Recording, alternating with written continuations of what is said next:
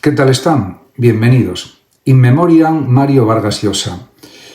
En este vídeo pues desarrollaré algunas ideas acerca de la obra de este gran escritor, el estilo literario, las implicaciones filosóficas también de la literatura de Mario Vargas Llosa y también pues un modesto homenaje por mi parte a su legado tras su fallecimiento el 13 de abril de 2025, ayer mismo. En ese sentido, hay que decir que la obra total de Mario Vargas Llosa abarca literatura, estilo y filosofía de un clásico contemporáneo, se podría decir, y también abarca los ensayos, conferencias, etc. Y también la filosofía. El 13 de abril de 2025, a los 89 años de edad, ha fallecido en Lima, Perú, uno de los escritores más universales, prolíficos y complejos de la lengua española. Su muerte no marca el final de una biografía, sino la consagración definitiva de un legado que atraviesa más de 6 décadas de producción literaria. En este sentido, también hay que hablar de producción ensayística, crítica y también filosófica. Su nombre pertenece a esa estirpe de autores cuya obra no solo ha definido la literatura latinoamericana del siglo XX y XXI, sino que ha dialogado también activamente con la historia política, los dilemas morales, los conflictos ideológicos y también ha tratado acerca de la condición humana en su forma más descarnada. En este aspecto hay que señalar que Mario Vargas Llosa no fue solo novelista, fue un pensador con una sensibilidad estética extraordinaria, un observador agudo también de los vaivenes del poder, un amante de la libertad con una pasión casi religiosa y un esteta de la palabra, un artista de la palabra que entendía la literatura como una forma superior de conocimiento. En este vídeo pues trataré de mostrar todo esto y analizaré su obra desde 3 ejes fundamentales: su producción literaria en sentido amplio, su estilo narrativo y también las implicaciones filosóficas que subyacen o que se desprenden de su narrativa. Hablaré también de sus grandes novelas, de alguna manera, no de forma extensa, de su vinculación con el boom latinoamericano, de sus posiciones políticas, pero sobre todo de cómo su literatura transforma las preguntas por la existencia, el poder, la verdad y la libertad en un tejido de ficción denso, poético y a la vez crítico también. La literatura, por tanto, como ejercicio total, una vida escrita, se podría decir. Y en ese sentido hay que indicar que Mario Vargas Llosa nació en Arequipa en 1936 en el seno de una familia de clase media venida a menos. Esa experiencia mezclada también con un reencuentro traumático con su padre, a quien creía muerto, forjó en el joven escritor una visión dual del mundo. La necesidad, por una parte, de la belleza como redención y la experiencia del poder como deformación de la vida humana. Ya de muy joven descubrió su vocación por la literatura y la asumió con una entrega que solo puede calificarse de sacerdotal. Para Vargas Llosa escribir no era un oficio ni tampoco un entretenimiento, sino una forma de ser en el mundo, una forma de estar en el mundo también, de alguna manera. Su primera gran obra, La ciudad y los perros, de 1963, fue un estallido en la narrativa en lengua española, ambientada en el Colegio Militar Leoncio Prado de Lima. La novela en realidad es un retrato brutal de la violencia institucional, del machismo estructural y también de la deshumanización que conlleva la obediencia ciega a una jerarquía. Pero también a la vez es una declaración de principios. El lenguaje no es simple instrumento, sino una forma de conocimiento autónomo. En esta novela y en otras, como por ejemplo La Casa Verde de 1966 o Conversación en la Catedral de 1969, Vargas Llosa demostró que la novela no debía simplificarse para alcanzar al lector, sino al contrario, debía exigirle, sacudirlo, convertirlo en cómplice del viaje narrativo. Y de esta manera, durante las décadas siguientes, el autor no solo consolidó su estatura como novelista, sino que fue también expandiendo su repertorio temático, geográfico y también estilístico. Publicó obras históricas como La guerra del fin del mundo, 1981, sobre el conflicto de Canudos en Brasil, exploraciones políticas como La fiesta del chivo, del año 2000, sobre la dictadura de Trujillo en República Dominicana, reflexiones culturales como El paraíso en la otra esquina, de 2003, donde confronta a Flora Tristán con su nieto Paul Gauguin, y novelas más íntimas o metaficcionales como El hablador, de 1987, Elogio de la madrastra, de 1990, o Travesuras de la niña mala, de 2006. En cada una de estas obras, Vargas Llosa se pregunta también por las máscaras de la identidad, por los mecanismos del poder, por la fragilidad también de la verdad y por la capacidad del arte y en particular de la literatura para mostrar lo que la historia oficial, la política o la ciencia no pueden ni quieren decir. En este aspecto se puede afirmar también que en cuanto al estilo literario, el lenguaje como arquitectura para él da sentido, y en ese aspecto el estilo de Vargas Llosa es un arte de la complejidad. A diferencia de muchos autores que podemos decir que reducen la narrativa a una secuencia de hechos, Vargas Llosa siempre defendió la idea de que la novela debía ser pues una construcción arquitectónica rigurosa, influido por William Faulkner y Gustave Flaubert y el cine de Orson Welles.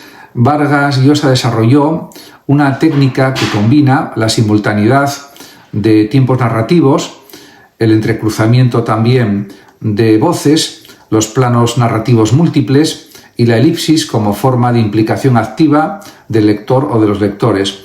Y se puede decir, por tanto, que, por ejemplo, en Conversación en la catedral, la narración principal es un largo diálogo en un café limeño entre Santiago Zavala y Ambrosio, mientras en paralelo se abren múltiples líneas temporales que se entrecruzan sin aviso, obligando al lector a reconstruir una historia fragmentaria que refleja precisamente la imposibilidad de acceder a una verdad única. En la Casa Verde, los cambios de espacio y tiempo ocurren, por ejemplo, sin transición, creando un efecto de vértigo que simboliza el caos moral de los personajes.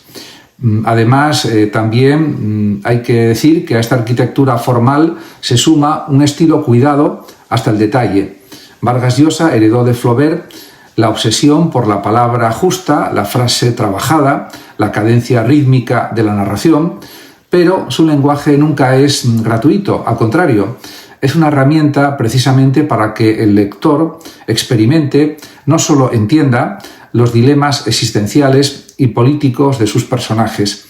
No hay una sola novela de Vargas Llosa que no esté escrita con ambición estilística y conciencia crítica del lenguaje, algo que hay que agradecerle también.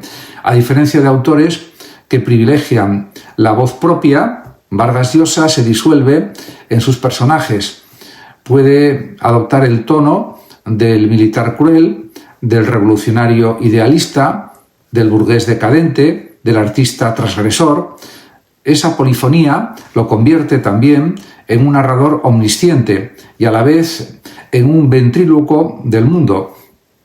Y a todo esto hay que añadir que, por ejemplo, también desarrolla una filosofía de la libertad. Vargas Llosa, como pensador, podemos decir que, aunque no se le suele clasificar como filósofo, Vargas Llosa es, sin lugar a dudas, un pensador. Sus novelas, ensayos, artículos y discursos son una meditación permanente sobre precisamente las condiciones de la libertad, la responsabilidad del individuo frente al poder, la seducción de la utopía y los peligros del fanatismo. En este sentido, su literatura no es solo estética, sino ética y política también.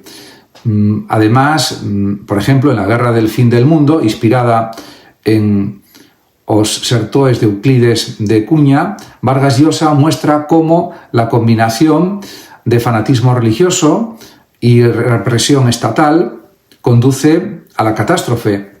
Pero no hay aquí una denuncia simplista, hay una indagación sobre cómo los seres humanos buscan realmente sentido en medio de la injusticia y cómo esa búsqueda puede devenir en violencia.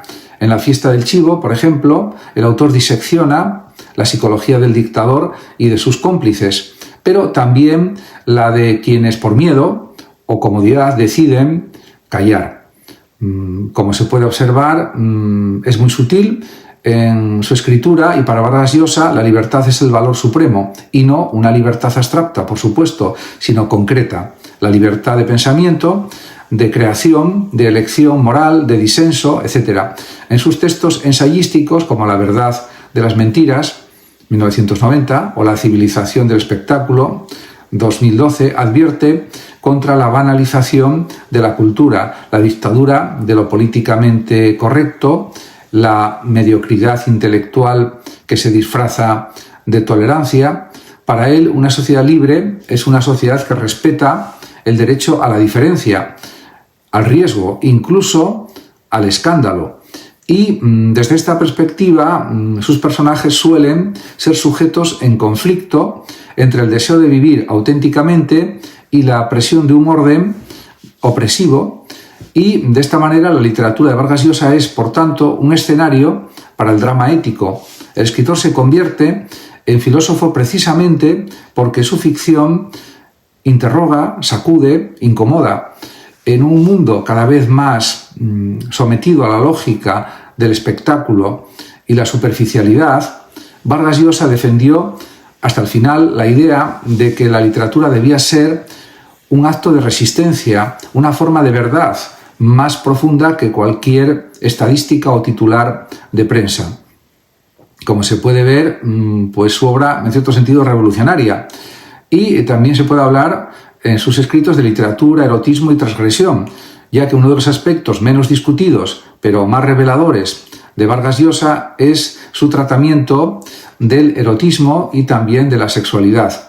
Obras como Elogio de la madrastra o Los cuadernos de don Rigoberto son ejemplos de cómo el autor explora los límites del deseo, no como provocación gratuita, sino como una forma de romper los moldes morales impuestos por la tradición. El erotismo en su obra es una vía de conocimiento del cuerpo, del otro, de uno mismo, y es también una forma de libertad. En ese aspecto, el erotismo de Vargas Llosa nunca es inocente, siempre está mediado por el lenguaje, por el juego estético y también por el riesgo moral. Sus personajes no se entregan al placer sin consecuencias. Al contrario, sus deseos revelan fisuras éticas, contradicciones, también abismos internos. De ahí que sus novelas sean también pues, una especie de espacios de reflexión sobre la culpa, la represión, el juicio social y la necesidad también de trascender la hipocresía reinante.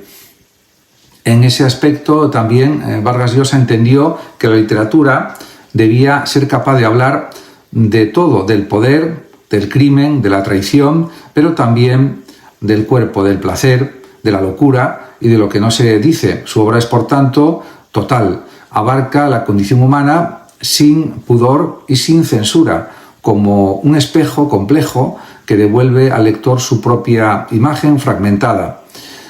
Como se puede observar, también aparece con todo esto la responsabilidad del escritor.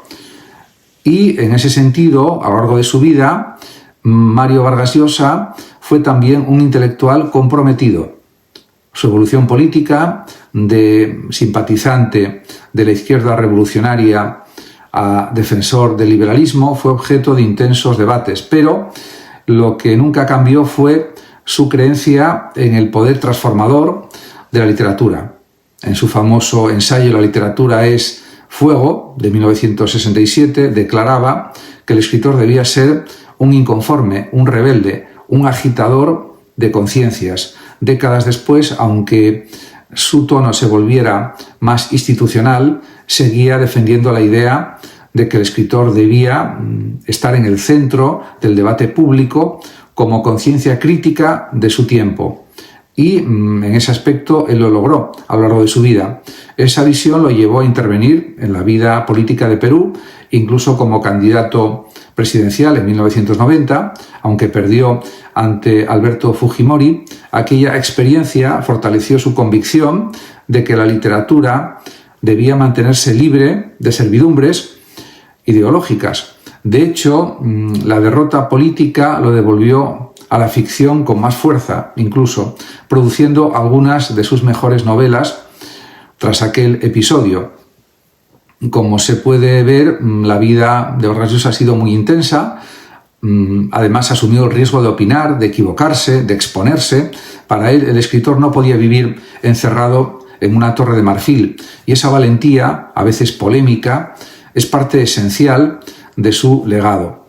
Además, también pues consiguió el Premio Nobel de Literatura, algo pues muy merecido, y realmente todo esto pues hay que reconocer que ayudó a difundir aún más su obra, aunque ya era muy conocido a nivel mundial como escritor. En definitiva, con estas palabras quiero rendir mi modesto homenaje a la producción intelectual de Vargas Llosa, que además es un legado vivo, porque es un clásico contemporáneo, y en ese aspecto la muerte de Mario Vargas Llosa pues realmente no significa el cierre de una etapa, sino la apertura definitiva de su obra al tiempo. Como todo clásico, Vargas Llosa escribió para el presente, pero también para el futuro.